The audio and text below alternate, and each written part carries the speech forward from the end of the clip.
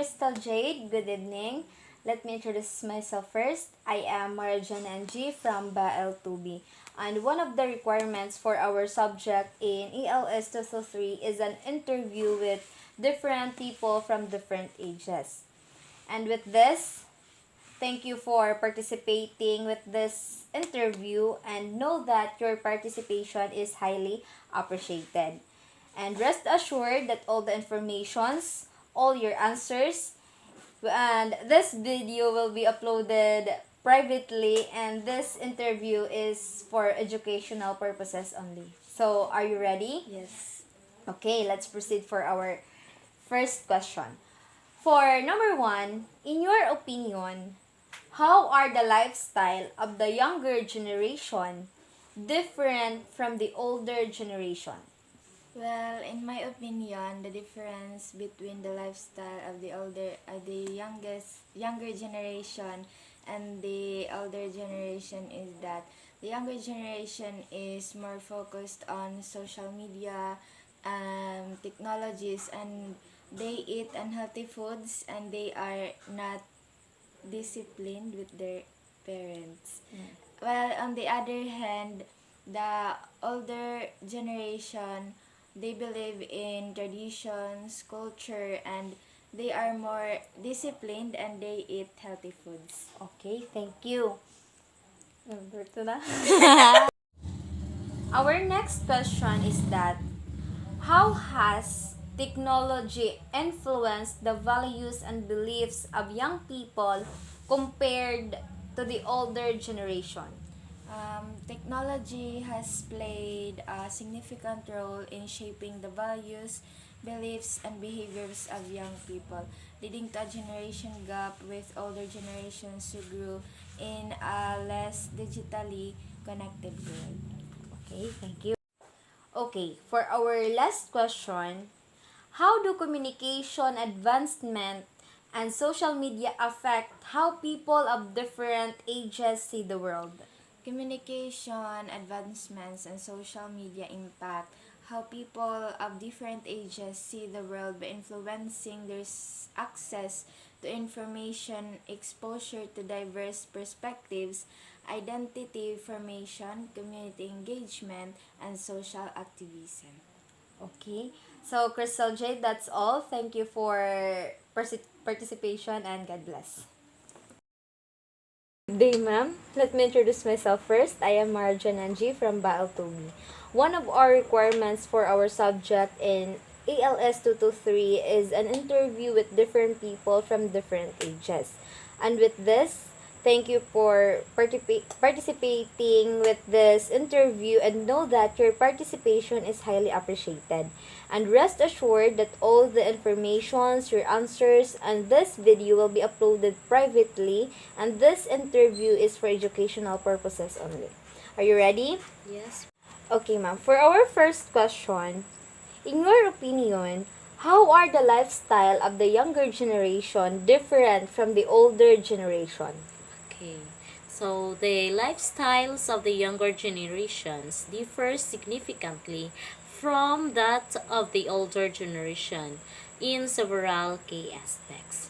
Like for example, younger generation is more on technology now, di ba? So, mas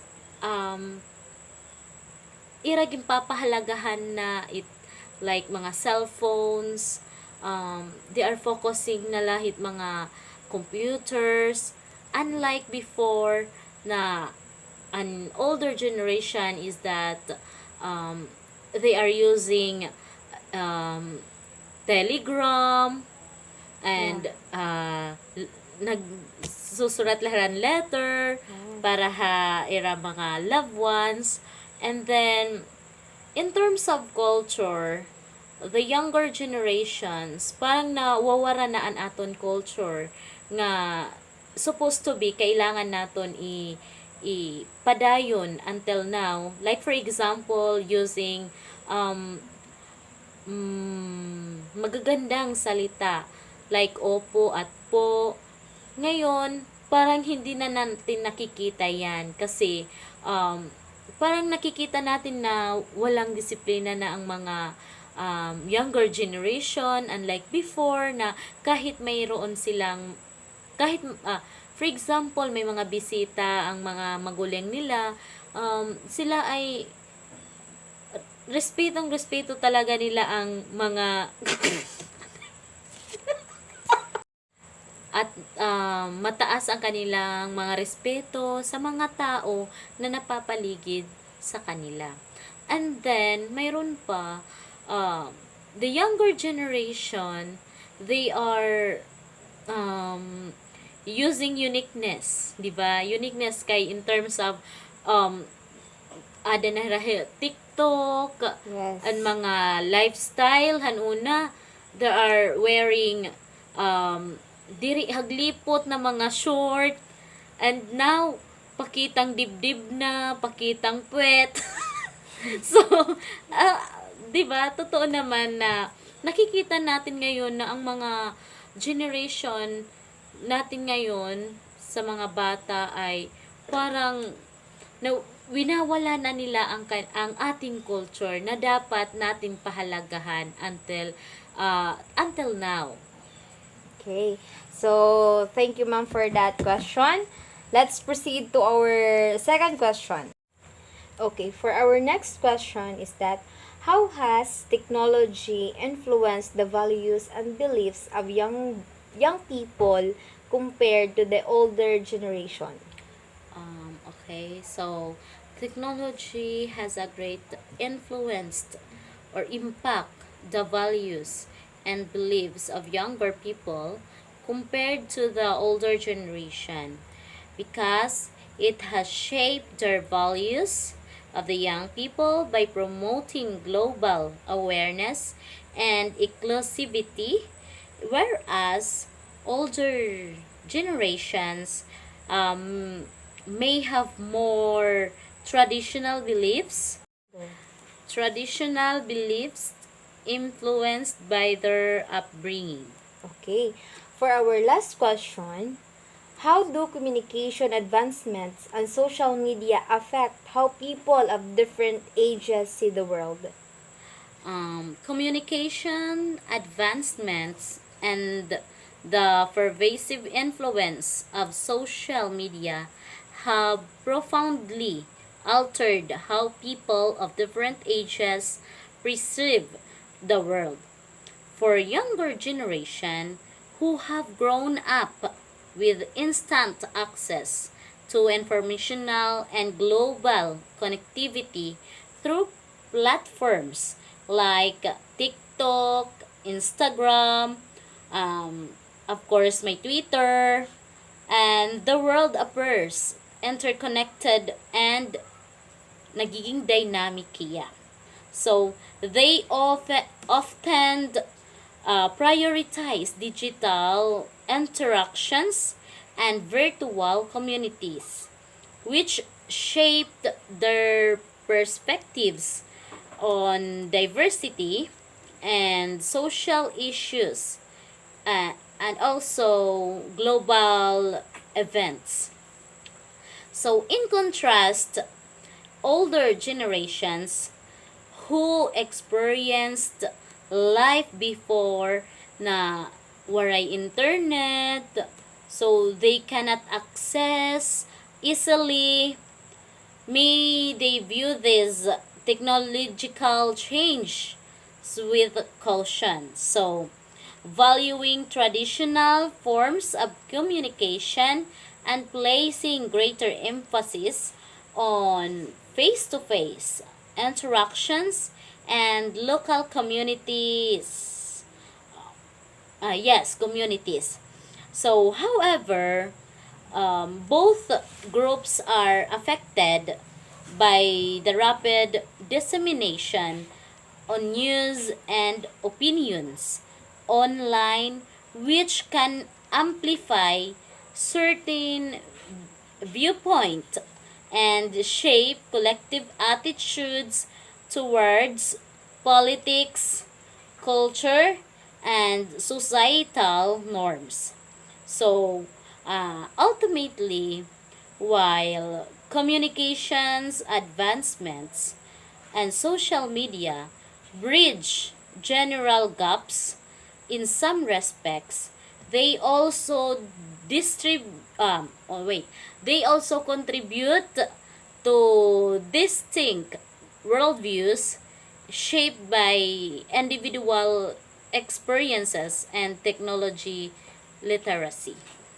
Okay. So, that's all. Thank you, ma'am, for your participation, and God bless. Thank you. Hi, Nay. I am Marajan NG from Baal 2B. And one of our requirements for this subject is an interview with different people from different ages. So thank you for participating with this interview, and know that your participation is highly appreciated. And rest assured that all the informations, your answers, and this video will be uploaded privately, and this interview is for educational purposes only. So are you ready? Yes, sir. Oh, ma'am. So for our first question, in your opinion, how are the lifestyle of the younger generation different from the older generation?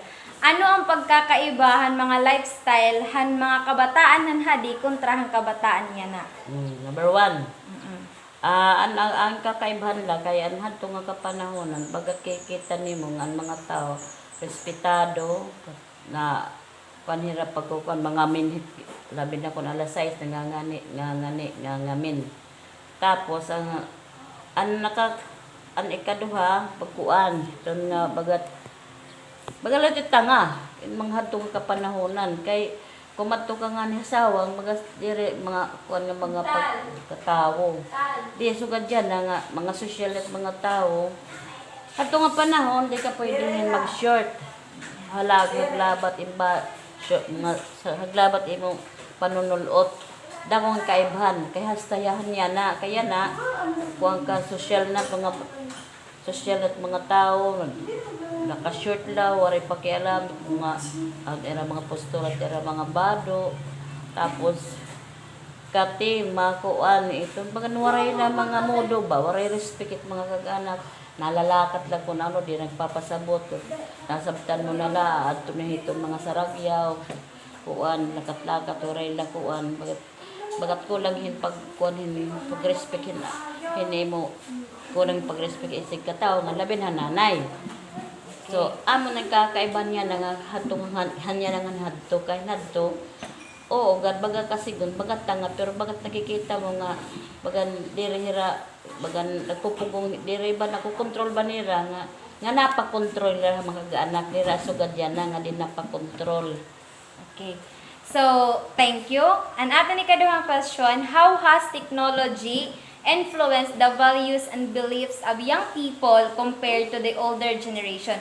Kumbaga aton, paano nakakaapekto ang mga teknolohiya like cellphone, TV, computer, han mga gimpapaniwalaan ang mga tinutuuhan, han hadi nga mga kabataan kumparahan han hadi nga mga henerasyon kumparahan hadi yan nga kabataan.